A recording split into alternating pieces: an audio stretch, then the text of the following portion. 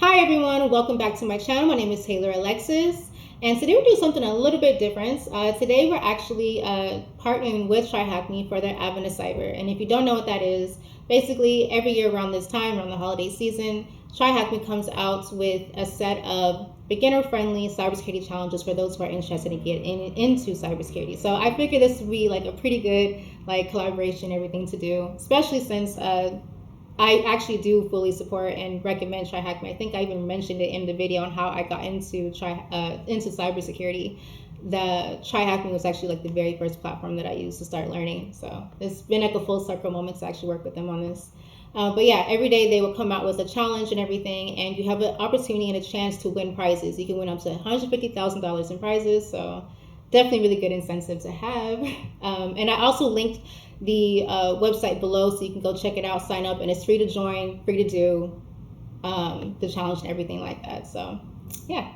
And they will be collaborating with a bunch of different YouTubers and everything like that. We'll all be making YouTube videos basically showing how to solve the challenges and everything. And the topics that are covered in these rooms or in these challenges range from web security, digital forensics, phishing and social engineering, the whole nines, AWS, all of it. So if you're interested, definitely sign up.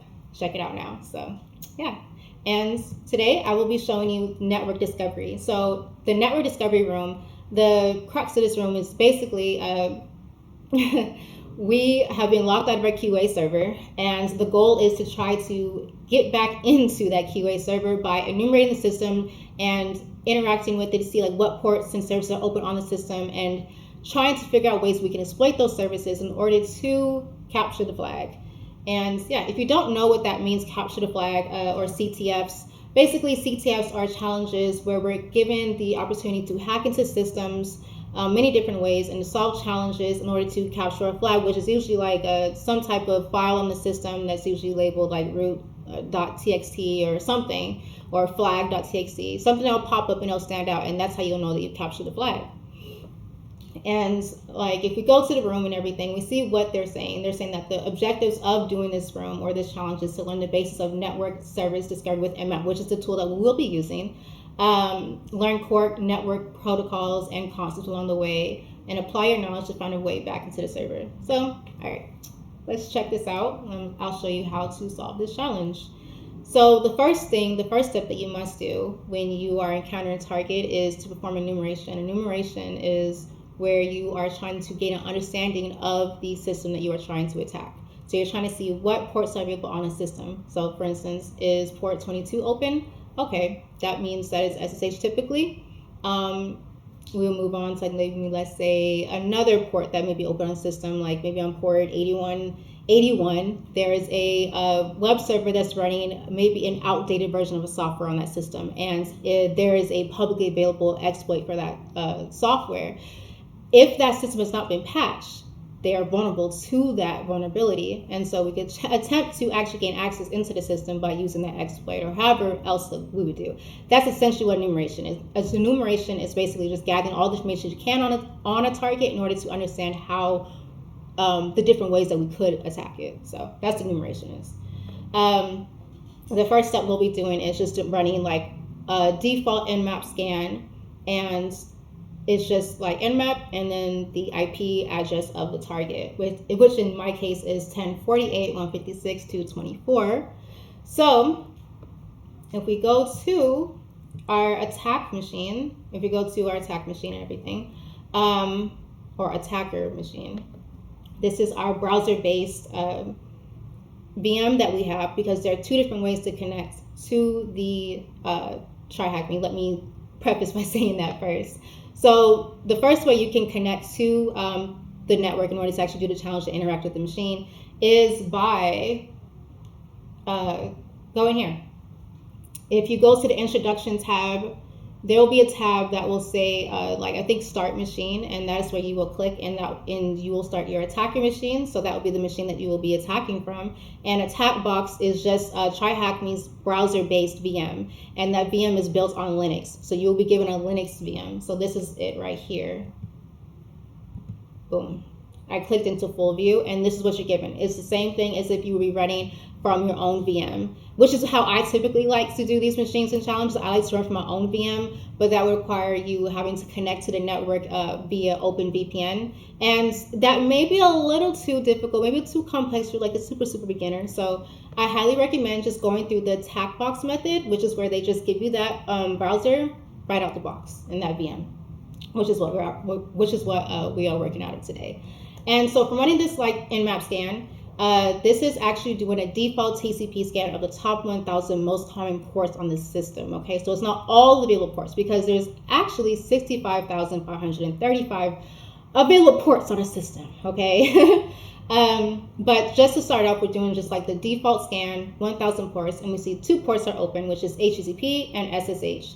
And so that kind of gives us a clue that there's a web browser, or that there's a web application, I mean. So if we go here,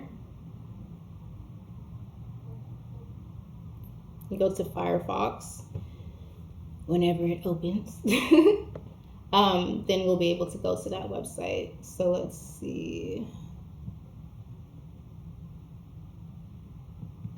All right, HTTP 1048 156 224.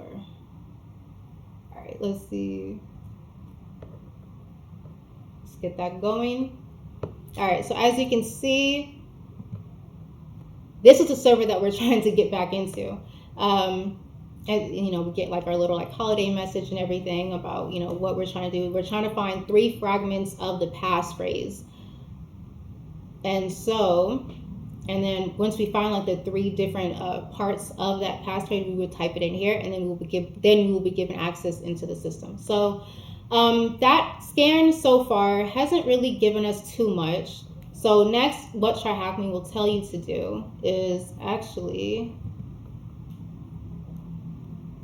run a full port scan. And this is where we'll be running a full port scan of all 65,000 ports on that system to see like what other ports may be available on the system that we have not currently detected yet.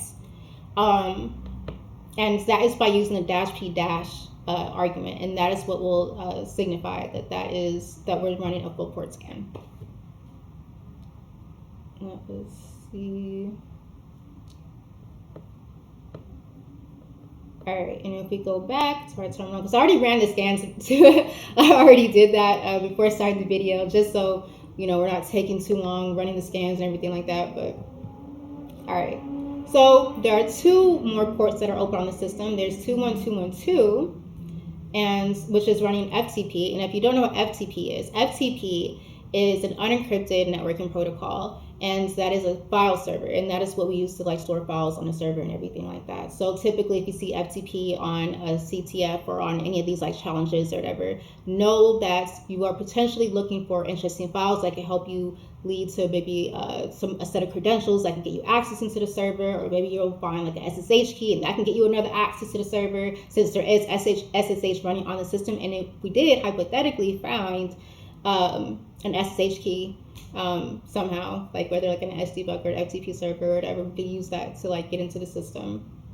But so we see that it's running on a non-default port because FTP typically runs on port 21, and that's why it wasn't found in that initial enumeration scan, because it only scans the top 1,000 ports, and so top 1,000 ports does not include something as not often used as 21212. So that is definitely the reason why you definitely enumerate wide for sure. Not just you start wide and then kind of narrow down. And then there's another port that's open, that is 25251, which we'll get to first, but right now we're going to enumerate the FTP server. Let's go back here.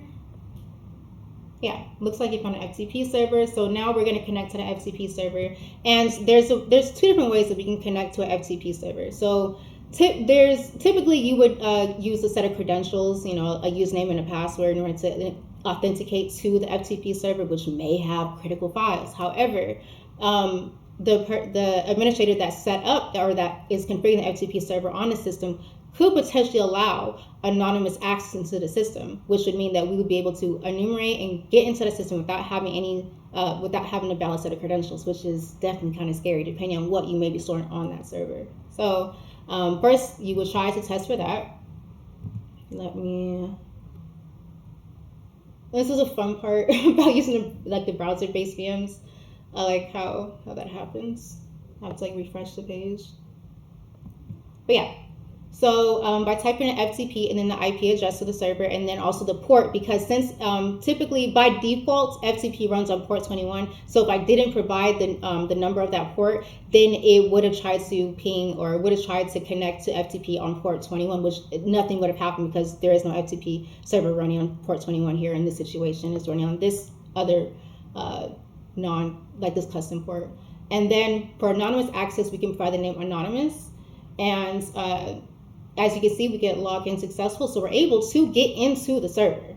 Now I will run like typical like Linux commands like ls, and that is for listing files in that directory or in that server in this case. And we have a file, which is, I see a file here, which is, that leads me to believe that this is like the first key. So it's tbfc qa-q1, and then in order to actually download that file off that server and have it, we could just type in the name, or we could type in get and then the name of the file. So let's go here. Oh no, wait. Let me see, let's see. Oh, it's not connected, hold on, let me try this again. Okay, let me see. Anonymous, ls, boom, there we go. Should be able to get it now.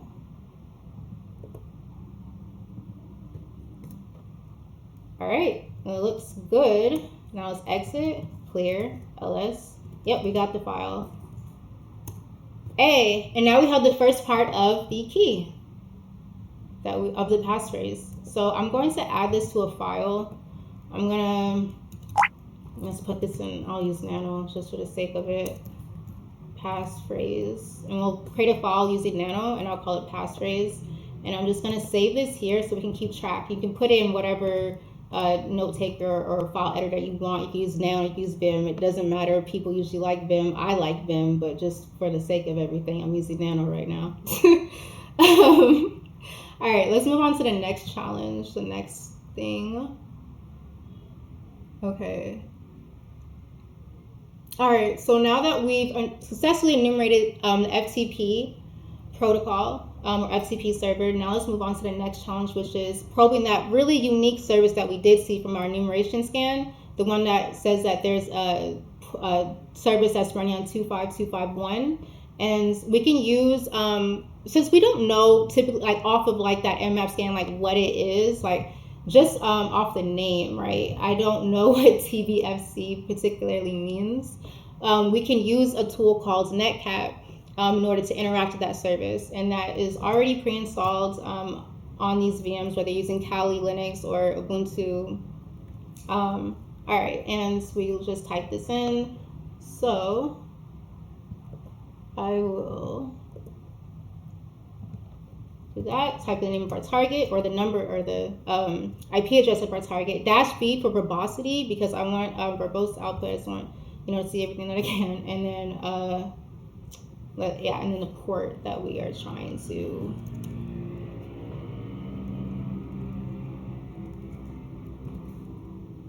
interact with, and let's go. Let's see. Oh no. Oh, you know what? It's because I forgot to put the 4. Hold on. My fault. There we go. There it is.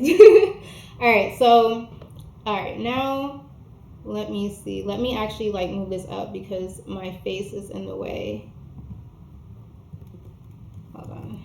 Oops. Okay, we'll clear. All right, and there we go. All right, see, so we type help for commands because I don't know what I'm doing with this service. I don't know what this is. All right, so we see we can run help, status, get key, and quit. Let's run get key because I think that is what we're looking for. All right, cool. So now we got the second key. So that's key 2. And this is honestly, I know it looks really, really simple, but this is actually a very, very useful methodology to have actually, to be able to, when you are presented with a system, try to understand like all the services that are like running all the different ports. Sometimes you may find like a unique service like running on like a non-default port. You still want to check out that port. And also like don't just rely on like the default TCP scans, because as you can see, you may be missing out on services that are running on non-default ports, or non-common ports. So yeah, let me add that now to, let me see, to passphrase. Okay, and let's add that here. Cool. Now we got one left. All right, and as you can see, I'm shooting this like off the cuff. Like this is like very, very live. This is very, very raw and unedited. So yeah. All right, let's get to the next challenge. Okay. All right, and congratulations on the second flag, but where to look for the third one? So we've done the TCP scan, we've done the full port, TCP port scan, and now we're left with a UDP scan. Now there's two different ways, or there's two different protocols. There's the UDP, and then there's also TCP. And so with the first two scans that we did, that was just scanning all the TCP like ports, but then there's a whole other set of ports that are also existing on the UDP side. And in order to run a UDP scan with Nmap, you would just use the -su scan. And because they're super long, because we're scanning all 65,000 ports on the UDP side, it's typically slower, and so I just ran it anyways. And let me see. Ooh. I can't see it, but there's I don't know, I think it got cut off, but yeah, as you can see, there's a lot of ports. But basically, port 53 is running on the target on the UDP side. It is DNS. That is the DNS stands for domain name system, and basically that is what resolves domain names to IP addresses. When you go to a website like TryHackMe.com, for instance, what happens on the networking side is that there has to be a resolve to the IP address in order for them to from the authoritative server. So basically, how DNS works, in less than 20 seconds, there's communication made between DNS servers in order to resolve the name to its IP address. And then from there, and this is very, very high level. If you want me to do a deep dive into these networking protocols like DNS, or how DNS works and ARP works and stuff like that, it is pretty essential to at least know the networking basics of these, and to understand where different ports are running all the systems or on different systems. But you're not expected in cybersecurity to know all 65,000 ports. That just doesn't make sense. And I don't think any system is utilizing all 65,000 ports on a system. Typically, you touch the most common ones, such as HTTP, that runs on port 80. HTTPS, that is dealing with encrypted web traffic, which is typically how we're interacting with the web and everything like that. That's running on port 443. DNS runs on 53. SSH runs on port 22. So yeah, and you'll understand more, and especially if you're taking certifications and everything like that, the really basic entry level ones, they'll test you on these little things. But yeah, it's perfectly fine to not know all the ports. You'll get a hang of them as you do these challenges and these and you learn security. So yeah. All right, so yeah, their DNS is running on 53. What's next?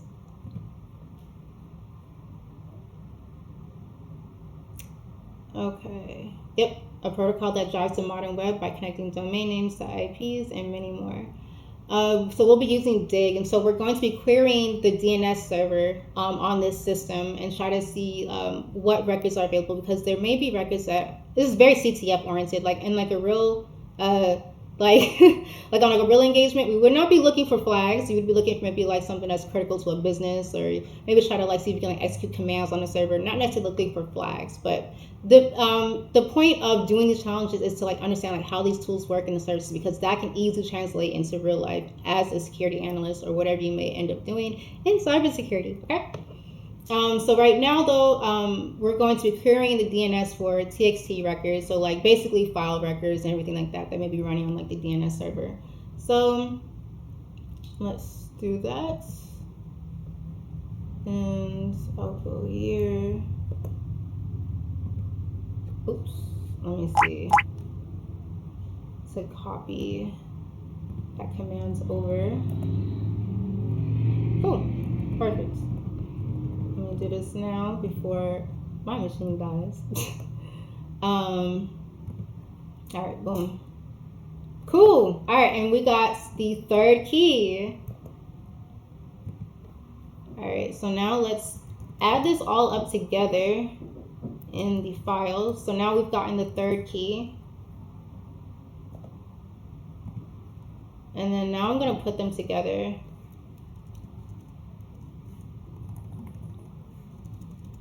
In order to form the passphrase so we can enter the server.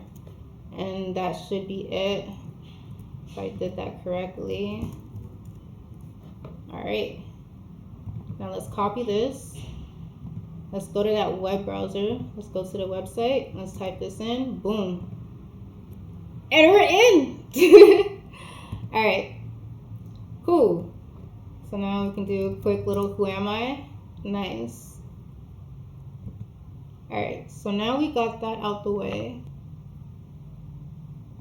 And what do we do next? Okay. I'm not gonna lie, I just checked to see if I was like recording the video. I would have cried. All right, cool beans. So yeah, now we have access. Okay, so once you have access to the console, there's no need to scan the ports. You can simply ask the OS to list its open ports. Also, yeah. Okay, so now we're gonna be using, okay, this is a pretty good like next step to do, because like now we're trying to like enumerate, and we're trying to see like what ports do we have access to now that we are behind a firewall. We're actually in the server. What do we have access to that we couldn't access externally? So like maybe there's something living in the network, like a database, or you know, whatever. So let's see. And we'll go here. Let's type this in.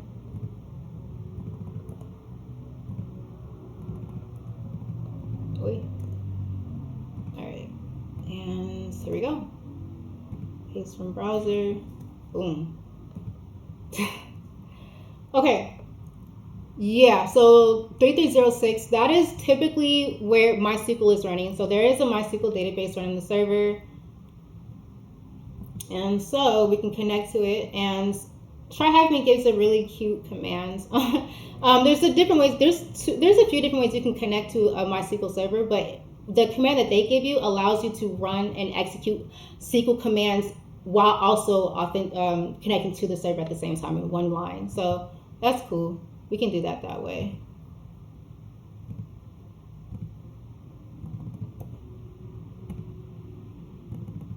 All right, let's go clear, paste, boom. All right, so here we're going to be showing tables. So show tables, and also keep also like in your head that for any SQL command that you're running or SQL statement that you do, it must end with the semicolon. That is how you tell SQL that that's the end of the statement. Otherwise, it will not run. So here we're going to be showing we're telling MySQL, hey, show me the tables that exist in this database, the database that is our server. So the TP or the TB FCQA01 server. And we see there's one table in this in the database, and that's the flags database. So I'm going to modify this command to, instead of showing me just the tables, now I want you to basically dump all that you have in that table. I want to see everything that you have stored in it. So I'm going to type in select star asterisk. That means I want all the columns in the table, because I don't even know what columns in the table. I don't care. I want what's in the table. So I'm gonna do select star or asterisk. from, and then the name of the table, and that is flags. And of course, like I said, you end with semicolon. There it is. There's our flag. So yeah, there you go. That is how you solve the room. And there are a set of questions that you do answer, such as, like what evil message do you see on the top of the website? For instance, that can be answered very, very simple. It is this: pawned by Hopsec. And then the other, you should be able to answer these questions. Which port was the MySQL database running on? That's port 3306. They're asking for the different keys that we found, and so you should be able to answer them if you followed along. But yeah, I hope you guys enjoyed this video, and I do hope to make more videos like where I'm like going through like boxes and everything like that, because I actually do this a lot. I'm actively studying for like certifications and stuff, and so I'm always happy to like just do boxes with you guys. And if you guys are like interested in like learning like how does tools like Nmap and like Netcat work and like and everything, I can help you guys in like a more hands-on way. I'm not like a cybersecurity like expert, but I just really love to like share like knowledge with people. Whenever I learn something new, I'm always happy to share with people for free. I don't care. I don't sell courses or anything like that. But yeah, I hope you guys enjoyed the video, and if you are interested in seeing more of this type of content, if you have any questions, just leave them down below and I will get back to you guys as soon as I can. Hope you guys have a great day and enjoy the admin of cyber. Bye.